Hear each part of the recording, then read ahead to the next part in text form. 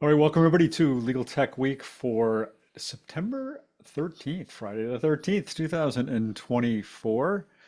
This is the show where we talk about the top stories in legal tech and innovation from the past week. And this past week, Joe, Steve, and I were all at a conference at which they had a couple of celebrities there. They had Nelly performing. They had Jake Gyllenhaal speaking. Well, we've got a couple of legal tech celebrities for you today, and we'll get to that in just a moment, talking about some of the latest developments out of vLex. But before we do that, let's introduce our panelists for today. Steve, you want to kick us off? Sure. I'm Steve Embry, and in Louisville, Kentucky, I write the blog Tech Law Crossroads about legal technology, legal innovation, and so on and so forth. Dressed in his finest Springsteen attire Right. today. So. Victor. Hi, everyone. My name is Victor Lee. I am assistant managing editor for the ABA Journal. Yeah, it's pretty cool you guys got to see Nelly. Although, yeah, I was trying to think of one of his songs, but like I don't really know if I can really quote them on the show without getting in trouble. So I think I'll just let it go. Yeah, Joe. Joe Patrice from Above the Law and Thinking Like a Lawyer podcast, and I am coming to you from lovely Northern Virginia, where I am for a debate tournament thing with my Army cadets. And but we have a little bit of time, and I'm glad to be able to chat some legal tech. All right, and you've got your Springsteen attire on there too. I see the Army shirt. Niki. Hi all, my name is Niki Black. I am the principal legal insights strategist at My Case and LawPay and our other legal tech companies, Dr. Wise and Case here. And I also write legal tech columns for ABA Journal, Above the Law, and the Daily Record. And I'm looking forward to hearing from Ed and all the other things we're going to talk about today. All right, and last but by no means least, Gene O'Grady. Yes, I'm Jean O'Grady. I write the Doobie Strategic blog, which covers legal research, information technology, and knowledge management. And I also write a monthly column for Legal Tech Hub. And I have no idea who Nelly is, so I have no FOMO. But surely you know Jake Gyllenhaal anyway. Yes, I do know who Jake is. We're like this. Presumed innocent. Yeah, well, we are now too. You know, we all hung out a lot. You know, Nelly and Jake and I and Joe and Steve. We had a good time.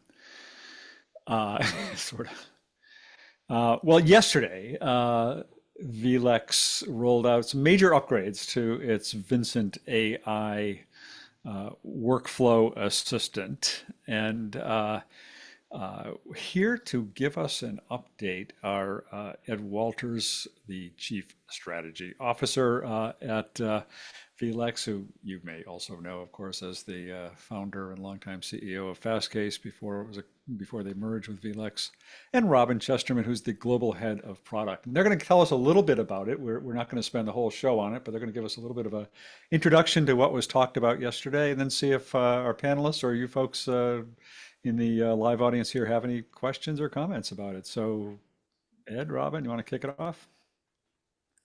Robin, why don't you kick us off with the overview, and maybe we can show a couple of things as well. Yeah, sure thing. Thanks. I think that's the first time anyone's referred to me as a celebrity of any description. I think maybe Ed qualifies as a celebrity in legal tech, but I don't get out much. I usually sit at my keyboard building things, so I'm very happy to be here indeed. Well, it's true of Nelly these days too. So yeah, I guess it is. Yeah, so I mean, it's actually kind of crazy for us to think that Vincent's only a little over a year old, maybe a year and a half. You know, when we first launched the first generative AI version of Vincent, it was early 2023, and we started with perhaps naturally legal research, because that was our bread and butter. Like, you know, Fastcase was a legal research company, vLex was a legal research company, Justice, the company that I originally came from, we were all, you know, classic legal research, and that's what we started with a year and a bit ago. Was really trying to do our best effort at using generative AI to do legal research. And that's how we started. And we did that pretty intensely for a lot of 2023. And then I guess around Christmas time, we moved into more of the sort of document analysis type things, like doing things with documents that users upload and stuff like that. But a lot of people came from the other direction.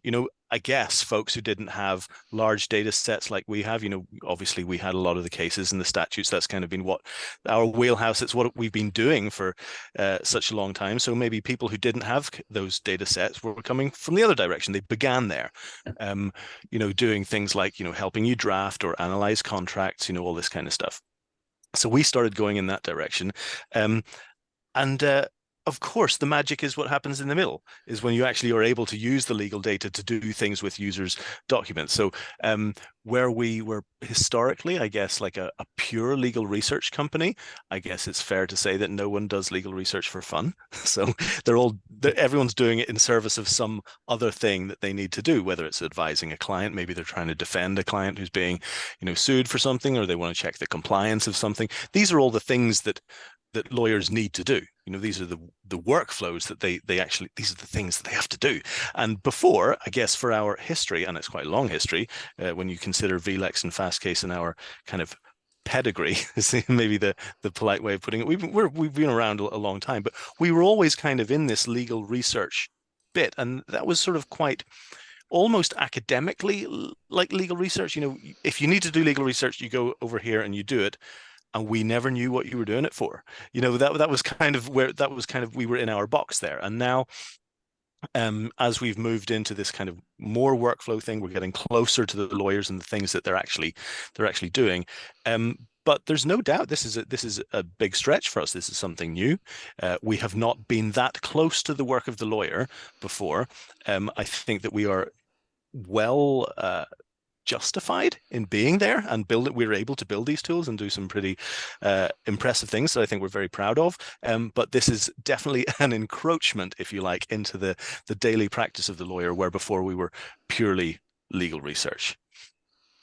So maybe I can just add here, this release that we announced yesterday, the autumn 2024 release of Vincent AI, really changes what the product is. I think before now, it was a collection of very good research skills, but I mean, really kind of research, as Robin said.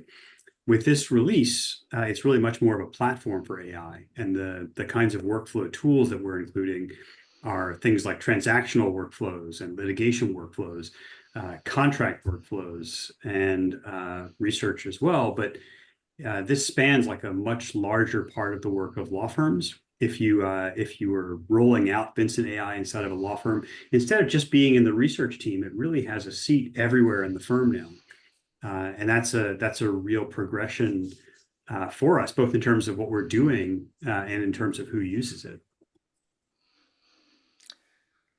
Yeah, I think it's interesting.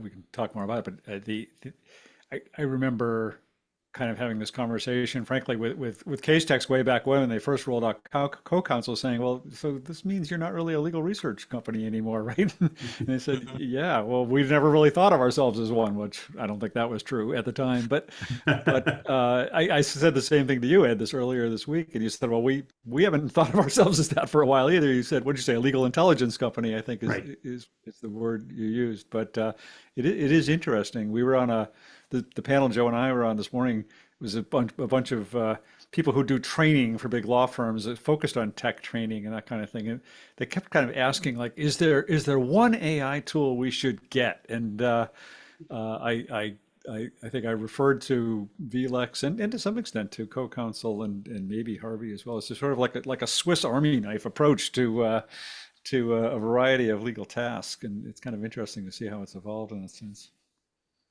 Mm-hmm. Yeah, if I can, sorry, Robin, I was just going to say, like, maybe it would be helpful for those watching the video. I can show the screen while we're looking at this and put that in context as well. You can see the Swiss Army knife while we're talking about it. Rob, go ahead. No, I was just going to say, I guess one of the dangers, one of the opportunities and the dangers of things like technologies, like generative AI is everyone can have a good go at something.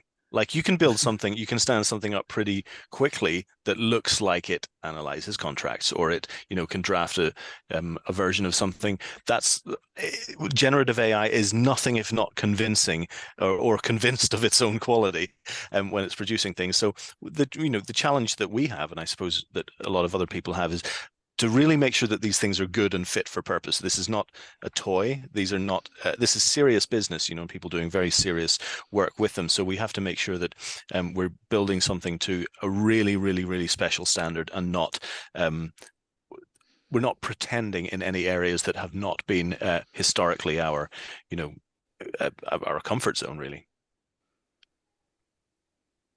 So maybe I can show a couple of these different workflow tools, if that's useful.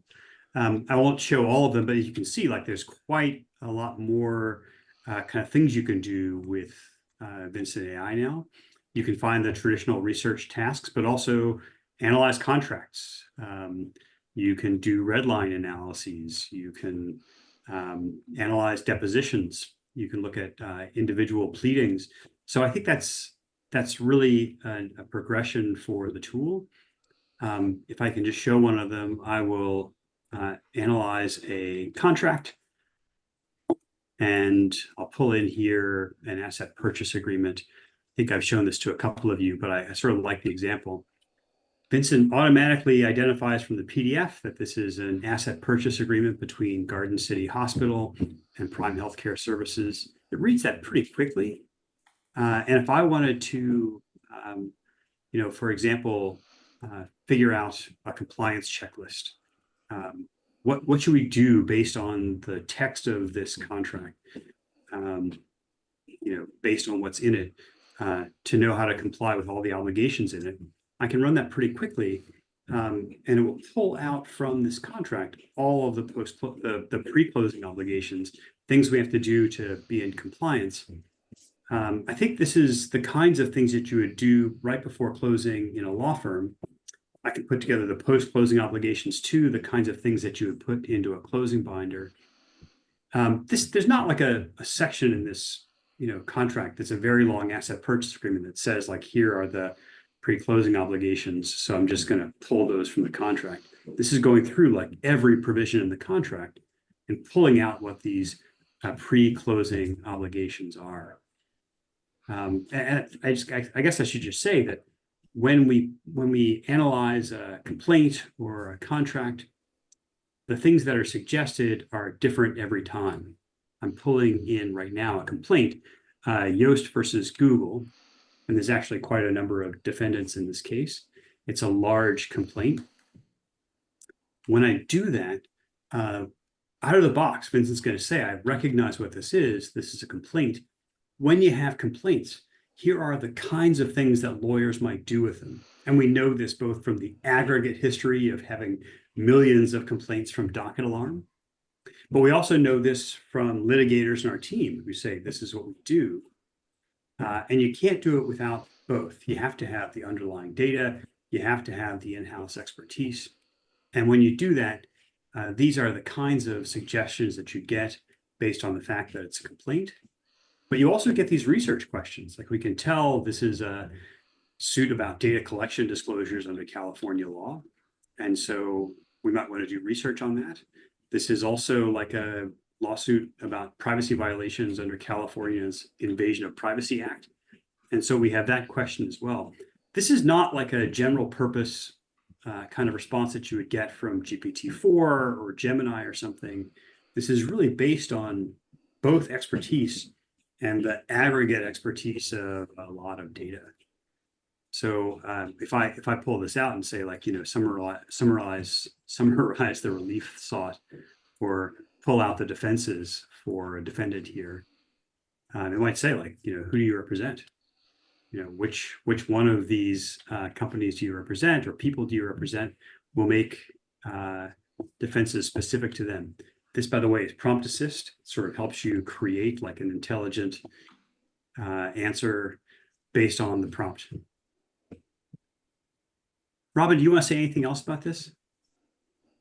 I was actually looking at one of the comments in the chat. Jonathan Franklin was asking if we were, or if Vincent was expanding into the business side of the firm or primarily the legal side, which is a really interesting question. We, as part of the latest incarnation of Vincent, we did our first deep integration with the docket alarm data, and the docket alarm is, of course, all of the court filings, and has been a successful product in its own right. But ever since the vLex Fastcase merger, that was one of the most exciting things. Was really that treasure trove of information that is in docket alarm, which is of course used for both legal research and business type things. People are using docket alarm to find out when a client or a potential client is being sued, or maybe parties they've been involved with before, or who they're up against. There is actually quite there's a strong new business aspect to docket alarm, and therefore in Vincent as well, now that Vincent can use docket alarm data. Some of the skills that we already have incorporating that data are to profile lawyers, profile law firms, profile judges, which is it's sort of a little bit in between. Some of it's research and some of it is on the business side of things. And we've had other use cases coming up all the time where people are saying, well, maybe you can connect to my data set. And we're building connectors now for not just document management systems, but we're thinking about connectors to experience systems. So maybe an RFP comes in, you want to fill in, you want to put together the team of the people at your firm that that can respond to this. And Vincent is really well positioned to do that. I want to caveat that by saying not today. We don't do that today, but it's certainly something that Vincent can potentially do. We're connecting data sets and we're bringing things together, and absolutely there are so many opportunities for not just the legal side of things here. Well, and you also have next chapter, right? So you have you have law firm data stored in your systems, but it's your client's data, but also the ability to leverage that data on behalf of the client in a lot of interesting ways too, I would think. Yeah, I think there's a lot of different, sort of ways that we can use the aggregate experience of people in Fastcase and vLex, in docket alarm, in next chapter, to make those workflows better. And I think that data is really what makes all of this go. You can't just do this with access to large language models, with one of the largest global databases of legal information in the world. You can build these tools, I think, and pretty quickly. If you don't have it, it's impossible. You won't get the same kinds of quality outputs. I don't know if you see Thorne's question there, but he's asking about when you show the list of tasks that Vincent can handle, he's asking, are those sort of constructed on the fly, or are those built into the system? The workflows I think that you have there.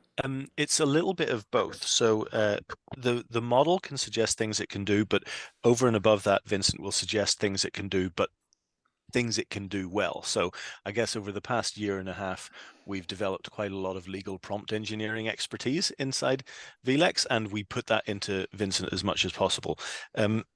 Something that was pretty evident fairly early on was that lawyers don't really like an empty box to put in whatever they want. There's a lot of questions. It's kind of a blank slate problem. Like, what's the best way to ask the question? What's the best way to get the most out of this system? So we put a lot of that into Vincent. When you upload a document based on the type and the content of the document, it will suggest things it can do well that will use our prompting. So when you, for example, ask it to extract claims from a complaint, it's going to structure that output in a certain way based on all of the things that we've asked it to do. And that's one of the areas where we're working really quite hard to build in a lot of stuff that ends up looking like a button.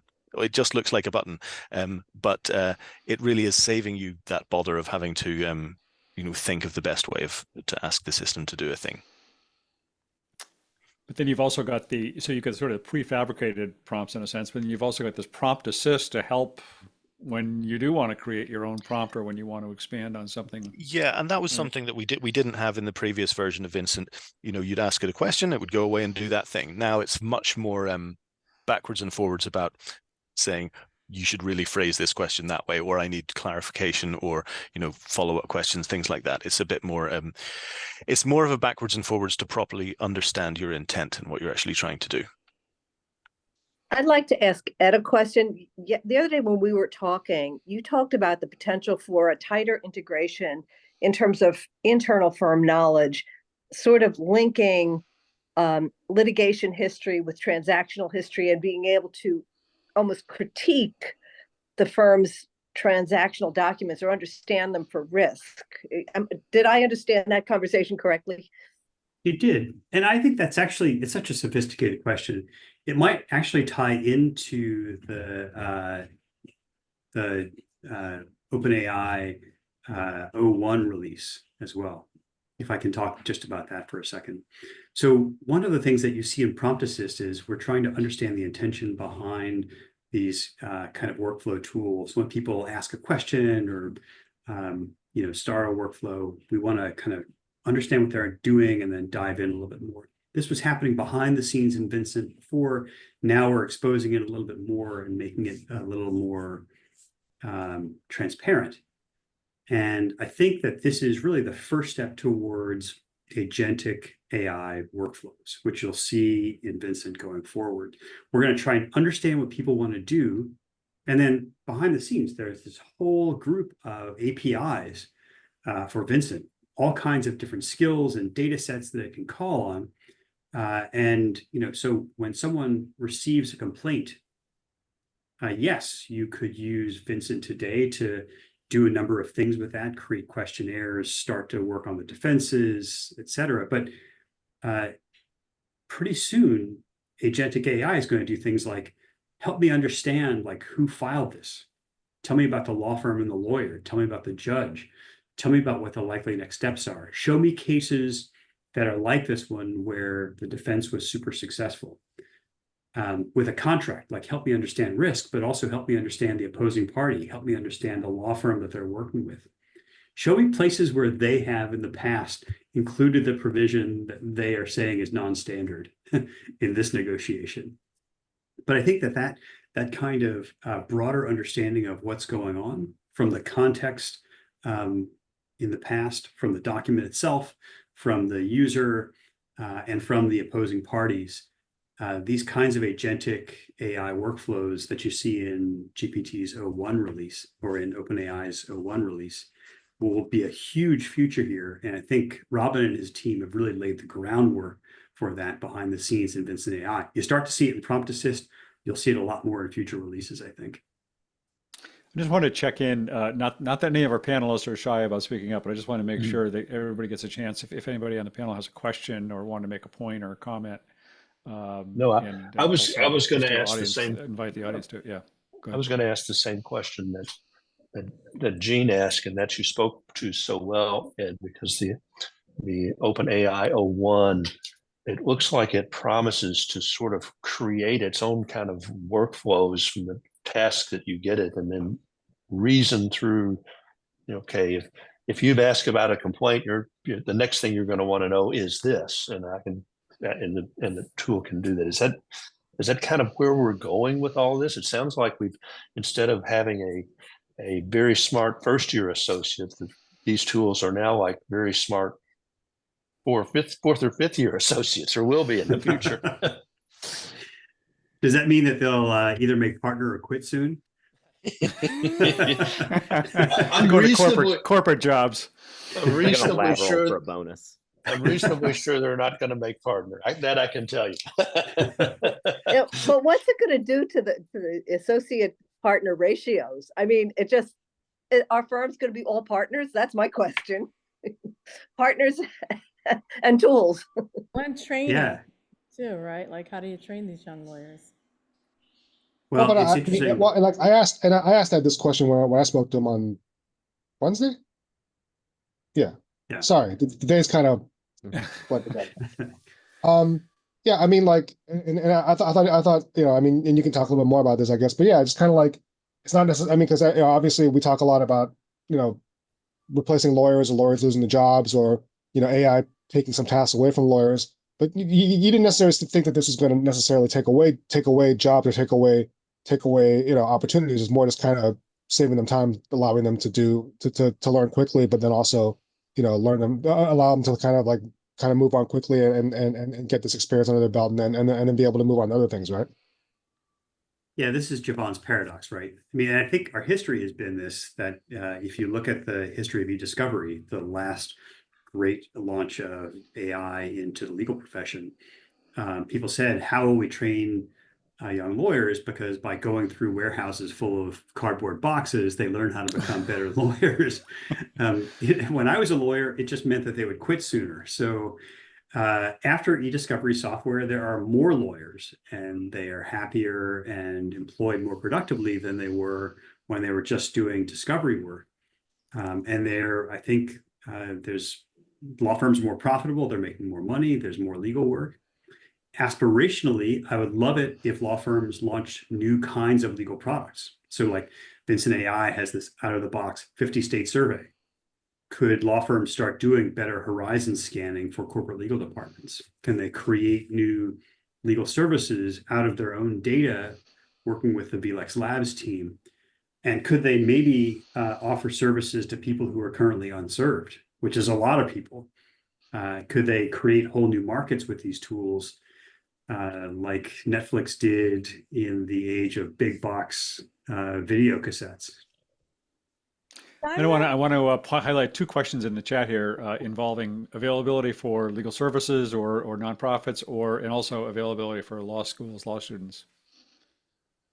Yeah, I think this is honestly pretty hard. These tools are very expensive. That sounds for like us. a no.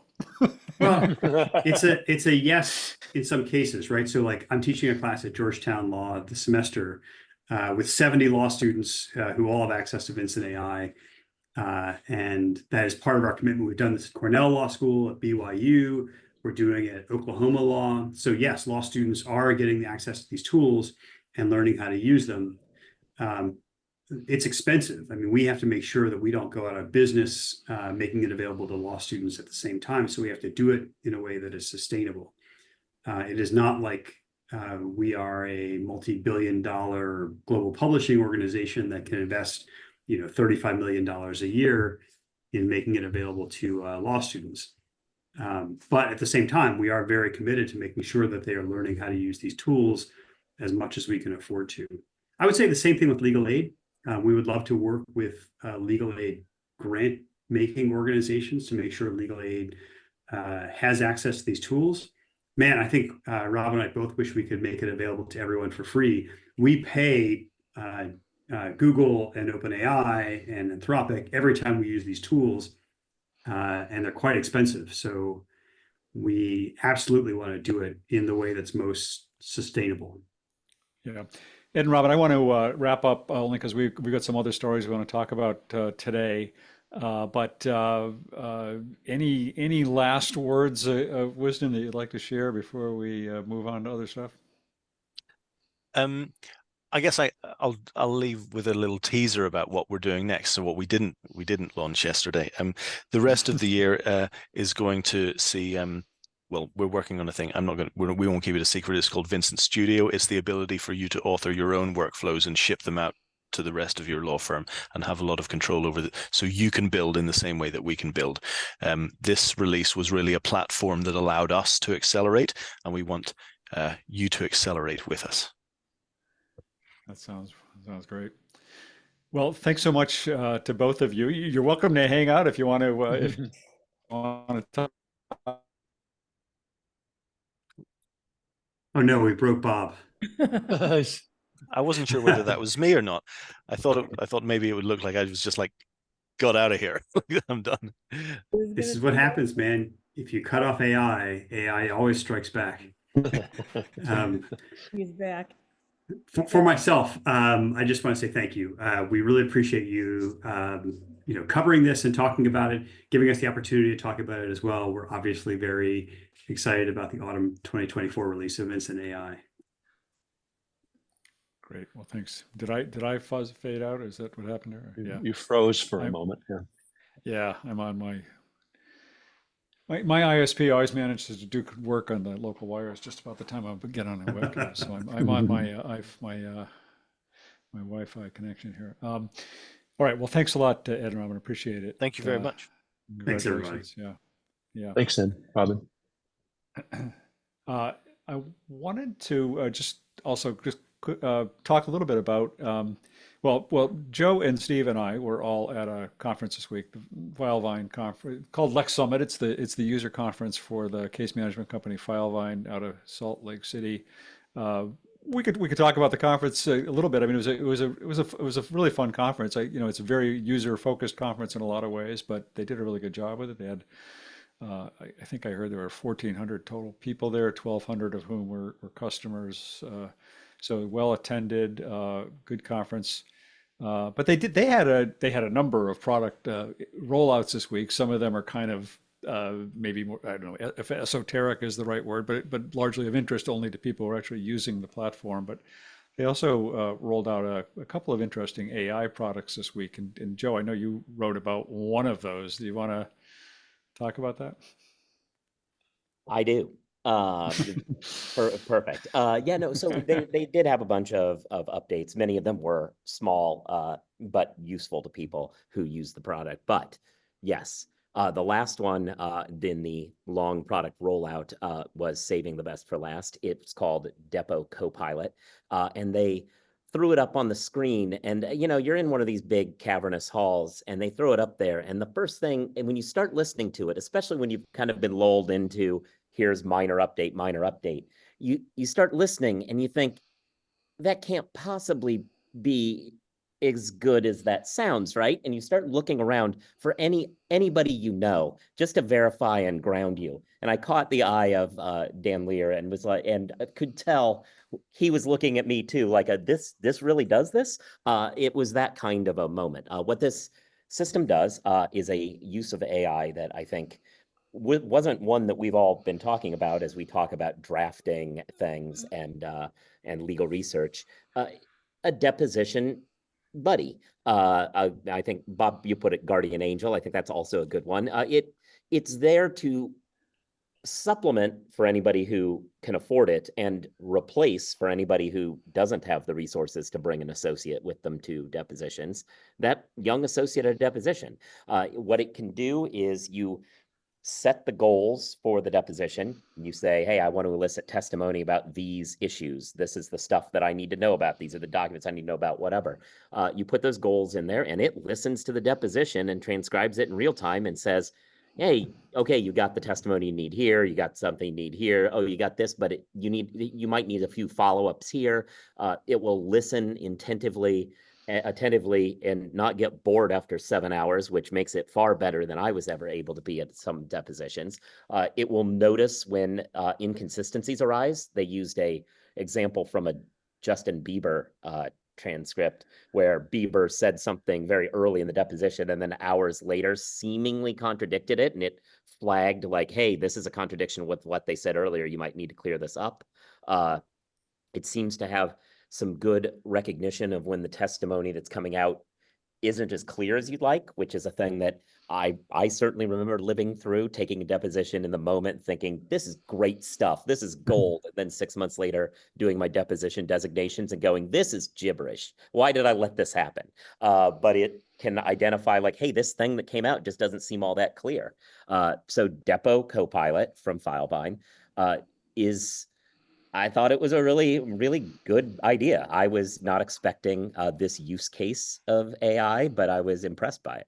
Did you see the transcription in action, or did they just show you it? Was it just a transcript?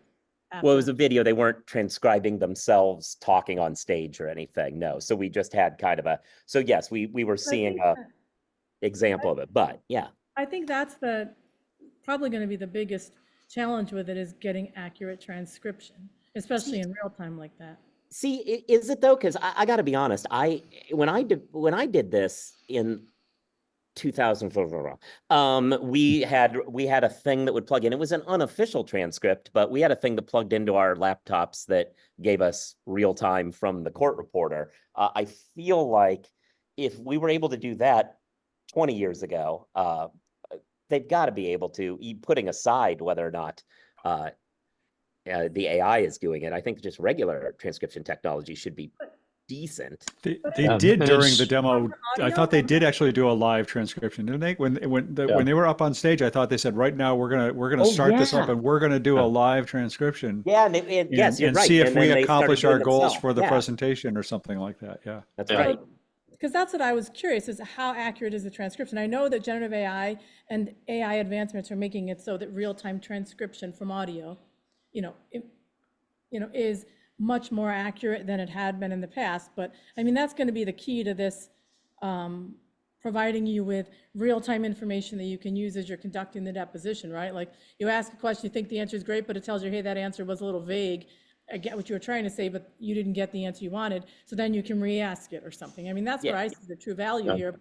If the real-time transcription and its ability to really quickly analyze that and provide that value isn't working, that's why I was really curious how accurate the transcription itself actually was. I think it's very possible that it could have typos and stuff like that, but like on the broad sentiment analysis of being able to broadly be like, this is inconsistent, or this reads like gibberish, I think it probably can handle that, which is what you want in the real time, and a reason why you don't necessarily want to give up the young associate if you have one in your office and can afford it. But it's definitely for somebody, especially because Filevine obviously is not limited to this user base, but their user base leans heavily towards, kind of the personal injury sort of world where they might not be, they might be taking depositions by themselves, Oh, and a lot of clients are no longer willing to pay for two people to go to depositions. I was there and saw the same thing that Joe and Bob saw, and I was pretty impressed. I mean, I can't tell you how many times when I took depositions, I would ask a question. I thought the question was a great question, and then when I read what I asked, it was like, this is a bunch of crap. 3 double negatives, and but one thing I did ask them about afterwards is the name CoPilot, because I wondered if that was somehow connected with the Microsoft CoPilot, and it is not. It is a separate Filevine product. It's not a Microsoft affiliated product at all. And Microsoft isn't gonna Yeah, flag well, that. I was wondering the same thing, Gene. That's why I Depends on who filed raised first. it. Depends who filed first for the I trademark. see a trademark case coming. Yeah. When is somebody going to come up? There are many other terms for a second in command on a journey that we could be utilizing, like everything Vice from president. vice president. I was going more like Gilligan, like first mate or something. I don't know, riding shotgun. There's so many good options here. Yeah, that's true. Yeah, I thought it was really cool, and I mean, there are other applications out there that do live real-time transcription of depositions and other meetings. I use Fireflies all the time myself for all of my meetings, which does transcriptions like that. And there's other applications out there that are using Gen AI to analyze transcripts after they've been completed and transcribed. But this is the first time I've seen anything kind of marry those two functions in this way. It's really cool. Even the transcription part of it is kind of cool. Just it shows you, it uses the AI to kind of identify, this is a question, this is an answer, this is just a side comment. So every little block of text is identified in terms of what the nature is of what that text is in the deposition. So, good. All right. Any other comment? Anybody, Joe or Steve, any other comments just on that conference in general, or anything else you want to say about that? I was really impressed. I mean, a lot of times you go to those user conferences and you really think it's all selling. I didn't get that feeling. I mean, I thought there was obviously product demonstrations, but I didn't feel like it was a high pressure sales conference as much as just a good mix of entertainment and educational sessions and showing what some pretty cool products. Yeah, good.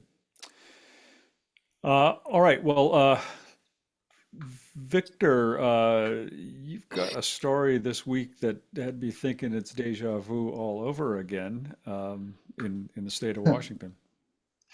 Yeah, so Washington, so for those people, and this is a story near and dear to Bob's heart because he wrote the story for us about the triple LT program. I always get I always want to say L triple T, but I realized no, it's actually Triple. triple LT. Yeah. Um, Back in so 2015, I wrote that. limited licensed legal professional, legal technician. Sorry. Yeah.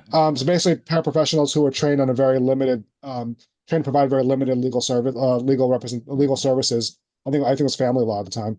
But, they had to go through like many hours of training, and they were heavily regulated, and ultimately the program got closed down or sunset because of costs and budget regions. But really, it was because people didn't like it. Lawyers didn't want the competition, and there were some issues regarding like all the regulations that went into it, and also like there's consumer finance issue or consumer protection issues and things like that.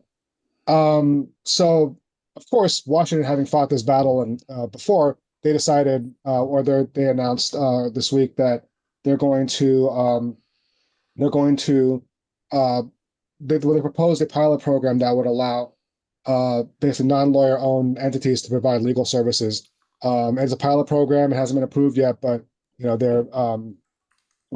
they announced it, and they're going to solicit comments in the next you know over the next few months or whatever. And obviously, it's a lot of the same stuff that they said all these years ago. It's to help bridge the access to justice gap. It's to help people who are underrepresented by the legal system. And so it's maybe it is a new time, and they saw that, and they cited programs in Utah and Arizona, the as sort of like their reason for dipping their toe back in the pool, so to speak. Um, so it could be that it's just because of that they're willing to kind of not they're no longer sort of like the first ones through, so they're willing to kind of take another shot at this. But yeah, it just seemed like it was Groundhog Day. It's kind of like, okay, you guys are doing this again. You guys had something that was kind of innovative and kind of interesting, and was designed to kind of help deal with this problem, and you guys got rid of it. So we'll see how this goes. Obviously it's still a lot has to be done before it's I mean, they haven't even started the pilot program, but they just announced it. So there's plenty of time for things to go off the rails, things to go wrong, and things to get in the way. But yeah, I thought it was interesting to just that they're taking another crack at it. Yeah, good for them, I guess, for doing it again. It was funny that it just struck me as so ironic that that Washington of all states, after having killed the Triple LT program, is now reviving this. And that, I think really the trouble with that first time, as you said, Victor, was just that I was almost about to call you Vincent AI instead of Victor. Yes. Victor was just that they were so worried about the lawyer opposition to the program that they made it so top heavy with so many regulations and so many rules and everything else that it was extremely difficult to become a triple LT and to remain a triple LT. And I think some of the other states have shown that you can lighten up a little bit on the structure of the program and still accomplish the goal. So hopefully that's what's happening there. Yeah, it was very onerous. I mean, I don't remember the numbers off the top of my head, but it was like several thousand hours of like training and like education or something like that. It was pretty crazy. Uh, yeah. Okay, Joe just dropped off. We lost Joe. All right. Um, so we had a couple of ethics developments this week. Steve, you had one, and Nikki, you had one. So Nikki, why don't we start with yours, and we can then maybe talk about Steve's and how they might compare to each other. Okay. Actually, I think that, so I had written about the New York City bar's opinion, which was not, they all look similar. The only thing that was really notable about the New York City bars was that it required client consent when you use general ones like ChatGPT, generative AI tools. But if it's legal specific, and obviously you have to vet the company, but they seem to distinguish between client consent when it's legal specific versus not. So I just like seeing them all coming down and writing about them as it happens. And I'm just realizing now that I saw something after the fact that I added at the very last minute, which is actually what Steve's submission was. So I'll let him talk about it. But Oh. I'll just say that I thought that that one was exactly what not to do when you're like, to me, that's an example of how not to go about this in terms of ethics rules and modifying them. But I'll let him explain what happened and what Florida did. All right. Why don't we go over to you, Steve? Sure. Yeah. I actually picked this story up from our friend Doug Austin. And it's kind of interesting. So the Florida Supreme Court came out with some amendments to their ethical rules, basically in the form of competency rules, the confidentiality rules, and the supervision rules. And in each of those times, they sort of specifically added a duty or a warning in some cases about the use of generative AI. The confidentiality rules now include an actual statement, and lawyers should be aware that generative artificial intelligence may create risk to the lawyer's duty of confidentiality. One of the interesting things was, as I was rereading this, the competency rule is kind of interesting because most of the states have adopted Comment 8 from the ABA, which basically talks about keeping abreast of the risks and benefits of relevant technology. But the Florida rule kind of leaves out that relevant technology concept, and it says that lawyers should keep abreast of the changes in the law and the practice, including an understanding of the benefits and risks associated with the use of technology, including generative artificial intelligence, which sort of, I don't think this is what they intended, but that could be read to say it really doesn't matter if you use generative AI or not. You need to understand the risks and benefits of it. That's part of your overall technological duty. Maybe that's what they did mean. The other thing I thought was kind of interesting is, so is this going to end up being like a warning on your lawnmower or something, where every time there's a new technological development, say, including the risks of generative AI and this AI and this cloud and this email, and I could just see it kind of going on and on and on and on. I guess that there was such a concern and fear about generative AI that they felt compelled to sort of call this out in specific. I don't know. I mean, is this going to chill lawyers' interest in using it? I think maybe it will. I mean, maybe they're going to read this and think, "Oh my God, it must really be bad if we have to really, specifically be aware of it." So maybe just close down the program and not worry about it anymore. But the whole thing I thought was kind of interesting. I don't know. What did you think, Niki? Well, it's sort of that, let's throw in every tech and technology. It's like throwing everything in the kitchen sink. Like, at what point does your rule end up having like 15 technologies listed? Like, I thought it was stupid to go about it that way. It's not going to withstand the test of time because, they just keep adding, including generative AI. Generative AI is a technology. It already says technology. You don't have to list all the different types of tech. And eventually, generative AI is going to be baked into everything. It's already happening. So what are you talking about? Like, you should basically just say, be aware of the risks of technology in general and don't use any of them if that's what you're trying to scare everybody about. I thought it was the exact perfect example of how not to go about providing lawyers with guidance. This is like, it's almost like they thought, what's the worst possible thing we can do in terms of like future guidance? Let's do it. Let's just do it for the heck of it, just because this way we're going to box everybody in and have to go back and change these rules down the road because they're not going to make any sense because generative AI is just technology. It's in everything. I thought it was horrible. It just reminded me very much of the New York opinion I always talk about that talks about LinkedIn and specialties. And, by the time they issued the opinion, the specialty section of LinkedIn and the bio had been removed and changed to a different name or something. the same thing, like at some point, generative AI is not even going to be called generative AI. It's just going to be part of all the tech we use. And you're no longer going to talk about it as a separate thing, I don't think. I really just think I'm already referring, sort of boxing it under AI when I write about it oftentimes. I know I mentioned it's generative AI, but really I'm just talking about the AI umbrella of which generative AI is a part. So I feel pretty That's confident sort about of, it.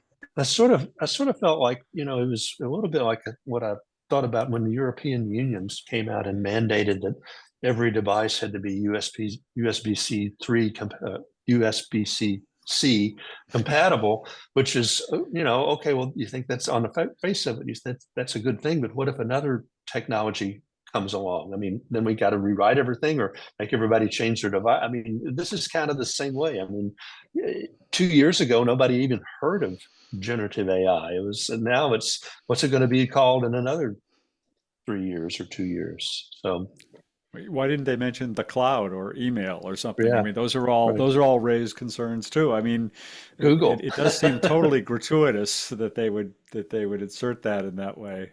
It's funny though. It did make me think when they first promulgated Comment 8, the Model Rule 1.1. If you remember the committee way back then that was chaired by Andy Pearl in Suffolk, but he was the reporter, I think, for the committee.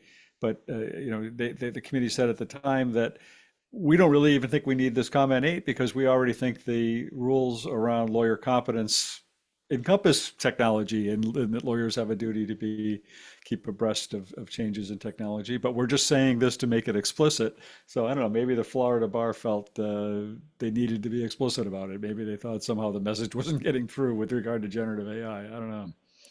Yeah, I mean, I've always kind of taken that view that kind of like it's better to kind of say it.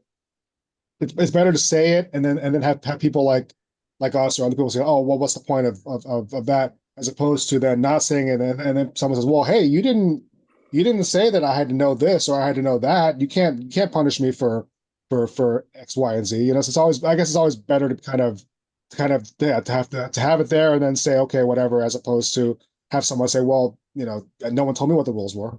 But can't they do that without modifying the actual rules, just in an opinion or guidance like everyone else is doing? I mean, that's pretty extreme to actually modify the rules to throw generative AI in there. I mean, that's kind of over the top. Yeah, at least have a comment instead of a rule change or something. I Yeah. don't know, maybe. But this is why contracts are so long, right? We have to say everything just to be sure. Yeah. Uh, all right. Gene, I just want to check in. I know you had written about vLex this week, and I didn't know if you had anything else you wanted to talk about this week. You're muted too, on top of it all. Did you want to unmute and say anything, or are you good? No, I said we already covered my topic. I mean, I just have to say that, from in looking at the overall marketplace, it is astonishing to me how quickly vLex innovates. And even though I love a lot of the folks from Bloomberg still does not have an AI product on the market. Unless, did I miss something? I mean, it's like the spread, like, I mean, I had a conversation with someone this morning about how much of an impact is generative AI going to have on the legal information market. And I actually do think that there is going to be some kind of washout or displacement. I really do think there is a potential for some major disruption within the next 5 years. So. Yeah, I would agree with you, Jane. I think that the biggest place for that is with the whole leverage model that has made a lot of lawyers very wealthy by staffing a case with one partner and 5 associates and 7 paralegals. I mean, I'm not sure that model is going to continue to work in the same way it has been. Well, I was actually talking specifically in terms of what products are people buying, and I could see a shift. Like there's been always 2 companies, and I think it could be a different 2 companies at the top. I really see some really interesting things. Somebody just mentioned Wolters Kluwer. Wolters Kluwer is more of a niche. They're not in the general legal research business. I mean, I think they have started to add some generative AI to some of their topical products, but I don't really consider them as competing directly with Lexis, Westlaw, and Bloomberg and vLex in terms of a platform for legal research that also includes workflows. They're just in a different market, I think. Yeah. Well, Jim, maybe you can answer this question for me then. I mean, it's just Bloomberg makes too much money off their terminals that they don't have to, chase everything. I wonder if Mike Bloomberg isn't wondering, how long am I going to keep this up? Because, Joe Breeden disappeared. He was a great leader, I thought, at Bloomberg. He disappeared over the summer. I have not heard much about who's in charge there now. I just don't know what their strategy is. I mean, I like disruptors. And but I don't see how they're gonna catch up, because as Ed was saying, it's really expensive to compete in the generative AI space in ways that weren't, there weren't those expenses to have, even law school training and law school access is maybe to when you get into that, like, we can't really even train people, the next generation of lawyers, because it's the technology is too expensive. That sort of is a head shaker. Yeah. By the way, I might want to just mention before we wrap up today that I think the strike is still on, right? At Law 360, the editorial workers at Law 360, including Steve Lerner, who covers tech and has been sometimes on this show, are all out on strike over their contract negotiations, and so it hasn't been a lot of coverage of it. It's been kind of strange, maybe because they're all out on strike and there's nobody to cover it. But in its Is ALM covering it? I haven't seen anything on ALM. I mean, That's right, it's yeah. Probably licking They their, have the probably most licking their games. chops. They're probably licking their most I've chops. seen like, has been "Ooh." on Twitter or on X. The union has been posting a lot, and I think they started putting out something under the Outlaw 360 moniker or something in terms of some coverage of it. But I thought they're actually I covering hope legal that tech turns out from well there. for them. I thought Huh? the plan was to actually cover legal tech stories and write and post them there. Are they doing that? That's what I thought it was. I could have misread it. I thought that was That may be. I'm not sure. Yeah. I mean, it's not just their legal tech. I mean, it's their whole, they obviously their whole editorial crew. I had reached out to their Law 360 editor, I don't know, a month or so ago, just to try and get their comment or something on the negotiations, and they never got back to me. So, too bad. But anyway, I wish them well, and I hope that turns out favorably for them.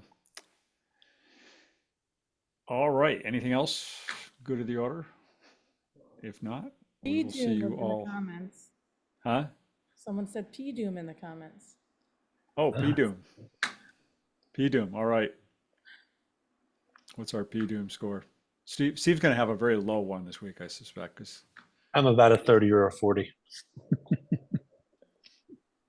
I thought lower than that. You're on your way to a Springsteen concert. Life is good. I mean, what do you got to worry about? And I wore a shirt that matches Gene's wallpaper.